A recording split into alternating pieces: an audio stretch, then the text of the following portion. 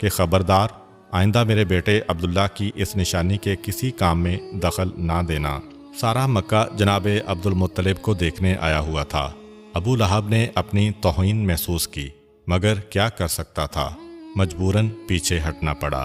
حضرت عبد المطلب نے حکم دیا کہ میرے پوتے کو آگے لایا جائے، اس کی وجہ سے میں بے چین و بے قرار تھا۔ پیغمبر اسلام آگے آئے، جناب عبد المطلب نے اپنے سینے پہ سلایا، کہا کہ اب مجھے قرار آ گیا۔ حکم دیا کہ قرعہ ڈالا جائے کہ اب میرے بعد میرے اس پوتے کی نگرانی کون کرے گا۔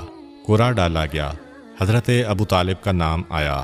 حضرت ابو طالب کو مکے کی سرداری بھی ملی، اور اس سے بڑھ کر یہ سعادت کہ اب پیغمبر اسلام ان کے گھر میں پرورش پائیں گے۔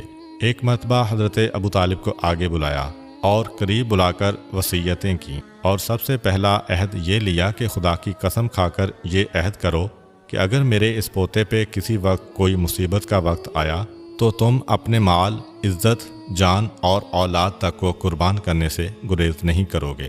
ابو طالب، جن کا تو خود اعتقاد یہی ہے، اپنے والد سے خانہ خدا کے سامنے قسم کھا کے یہ عہد کرتے ہیں، اور اس کے بعد دوسری نصیحت کہ بیٹا ویسے تو تمہیں سب سے بچانا ہے میرے اس پوتے کو، مگر خاص طور پر یہودیوں سے اور قریش کے حاسدوں سے ہوشیار رہنا۔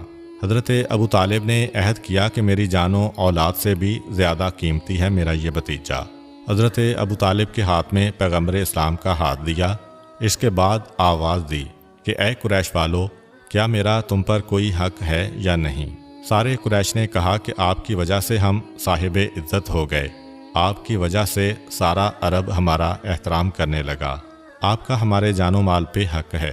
کہا بس میرے اس حق کا واسطہ میرے اس پوتے کی مدد کرتے رہنا۔